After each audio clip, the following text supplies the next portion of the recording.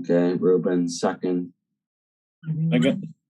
Okay, all in favor signify by voting aye to bring the meeting active again. Aye. Aye. Okay, motion carries. Very good. Amanda, are there any public comments for this meeting, please? Okay, your head shook no. I barely heard you, so that's a negative on comments. So we will continue.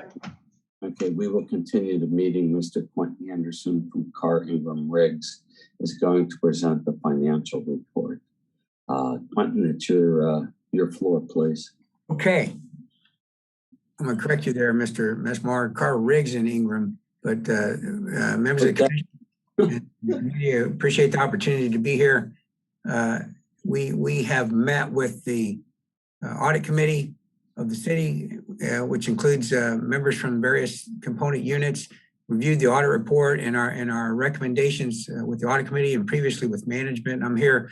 We've created a little PowerPoint that I think will help us to give you kind of a brief overview of the financial information. And I'm going to try to share my screen, which, let's see. Does everybody see the report to the City Commission? Yes. Okay, very good. So I'm going to use this to highlight information in the financial report. The financial report itself is over 380 pages long, and it's comprehensive, as the title suggests, a comprehensive annual financial report. Again, we have reviewed it with the audit committee and with management. We always like to make note of the fact that the city's finance department is the recipient of the Certificate of Achievement for Excellence in Financial Reporting. And you've submitted last year's report to the GFOA. Your intent is to submit the current year report to the GFOA and have them review it and critique it. And they'll make suggestions for improvements going forward.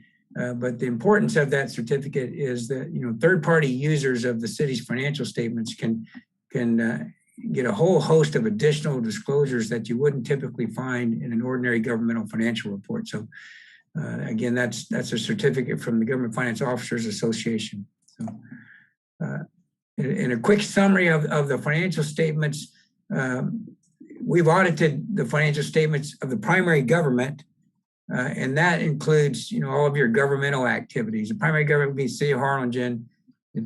Governmental activities are police and fire, public works, public services, administration, and then the business type activities of the primary government. And those are your traditional organizations that charge fees. So that's the golf course, the municipal auditorium, the museum, and the sanitation fund. Those are your business type activities. And because the report's comprehensive, it also includes the component units of the City of Harlingen. Includes the Harlingen Economic Development Corporation, the Harlingen Community Improvement Board, the Harlingen Waterworks System, and Valley International Airport. There are no new component units. Those are the historical component units of the city, and they're included in the comprehensive report.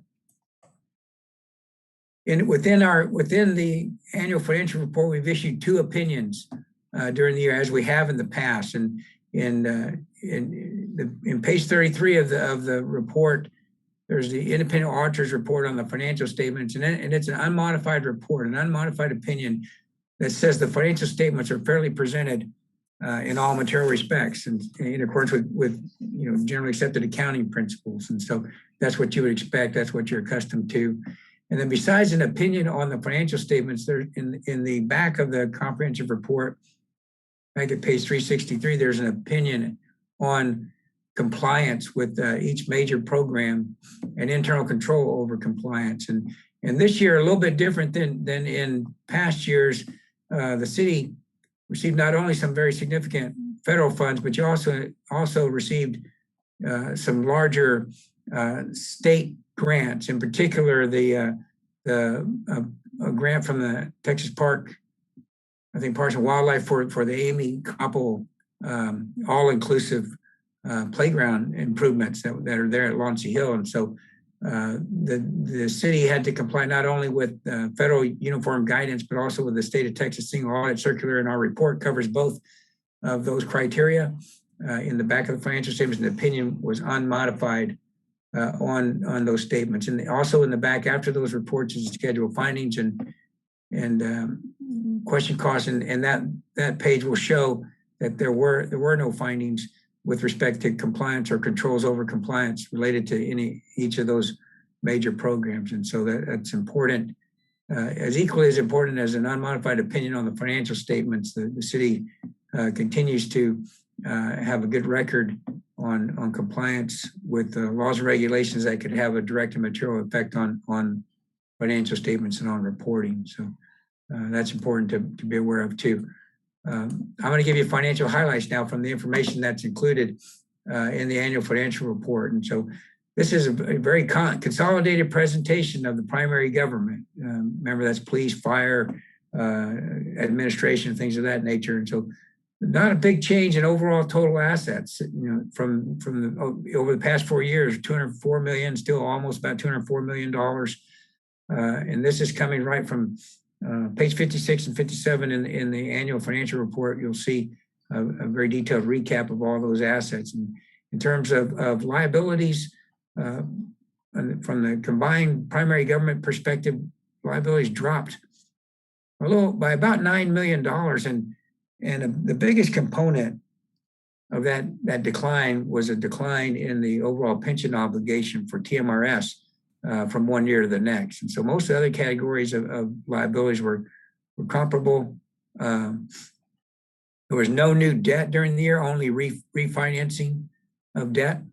And so the reduction is primarily a change in the actuarially determined pension obligation, mostly for TMRS and city employees. The Fireman's Fund had very little change in the overall pension obligation. So net position, when you compare your assets to your liabilities, net position has grown by about $9 million, a little over $9 million. And we look at the statement of activities, we'll see that revenues exceeded overall expenditures for the primary government by this $9 million excess. And there'll be some categories I'll point out to you and what caused that amount of surplus for the year. So when we look at revenues for primary government, your governmental activities is the most substantial portion of your total revenues. And then we have business type activities. Again, most of this would be sanitation, the sanitation fund, but it does include golf course and municipal auditorium and the museum. But the business type activities, the lion's share of revenue, 64 million, another 10 million, or government activities are 64 million, business type activities, 10 million. And there's an increase over the prior year. We'll take a look at that. Here in this category, this comparison shows you, all the pieces of the bar that make up total revenues. And I'm going to highlight where there's big changes. Here in operating grants and contributions, the city, and like many of our local governments this past year, the city received, and for you, nearly $3.7 million in coronavirus-related funds for use in city expenditures. You used most of that. My recollection is for first responder, police officer compensation, but that's a big increase in revenues. And that was also a big part of the single audit federal program testing that we had to do in the current year. So charges for services are up a little bit, but this category is where you happen to include this state grant, about 950,000 recognized as revenue. I think total grants about $1 million included in the current period. That's part of that category, charges for services. Franchise fees, still fairly significant at $3 million. I think probably what's more impressive is, in this, tough year everybody went through, pandemic year, year of kind of concerns about our businesses, that sales tax revenues held their own. I mean, they're barely down in this category, not even quite 1.2, 1.3% from the prior year. So, and we've seen that in much of our communities. I think, to me, it's indication of a lot of our businesses were able to adapt, and maybe it took a little bit of a while to do so, but we did have, pretty good sales tax revenue in comparison to the prior year. Property tax revenues is one of your other main sources of revenue, and it's up from the prior year because you change the property tax rate you'll see this 22 million versus 19 million with an increase in property tax revenues. And then the capital grants and contributions is higher than the prior year, and that includes infrastructure contributed by developers. I think during the year that was nearly $3 million going into this capital grant contribution category. And so that's where we see, the overall revenues for governmental activities, if we back up, going up from the 2019 to 2020, primarily from the COVID-related grants, the developer infrastructure contributed, and then an increase in property tax revenues. So that's a more detailed breakdown of the governmental activity revenues. If we look at business type activities, the lion's share, as I mentioned, is sanitation. Over $10 million last year, about 9.9 in the current year. Most of the revenue for business type activities comes from sanitation. Golf course revenues down. You'd expect that in the environment we were in.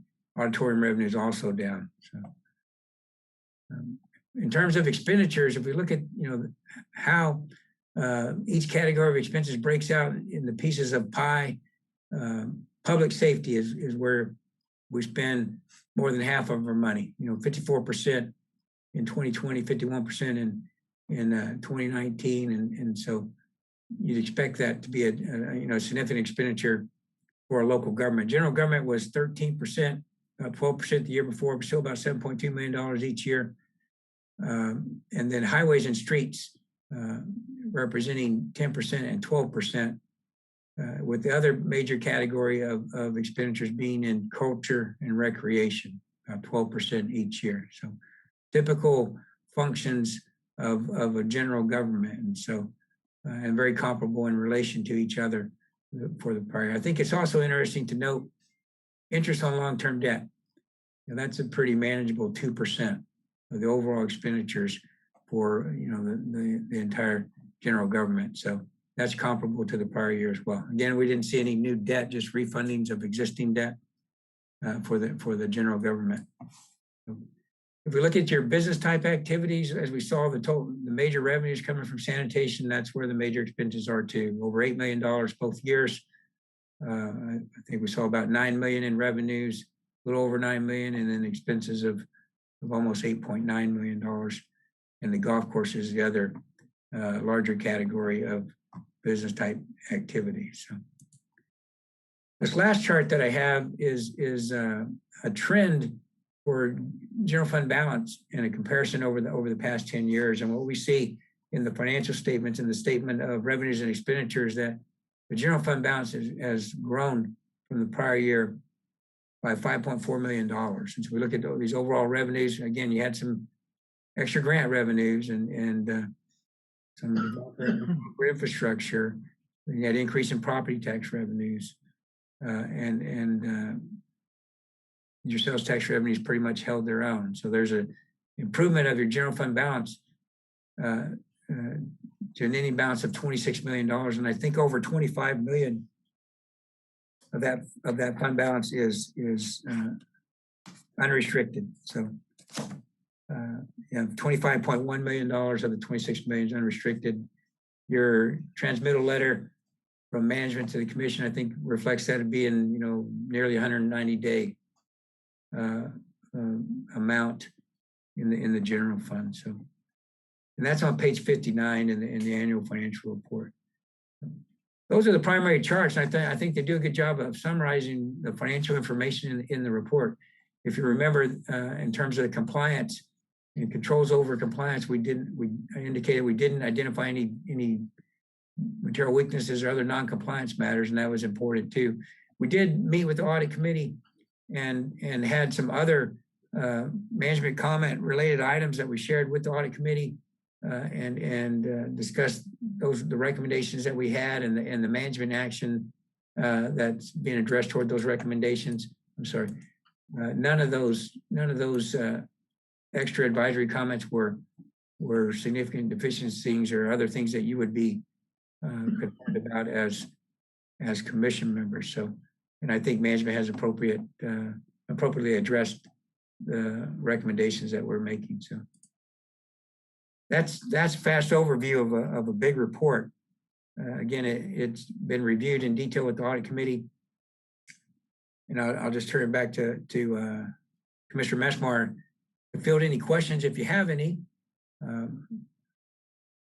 Sure, Quentin, if I may ask you, first, I apologize for being dyslexic.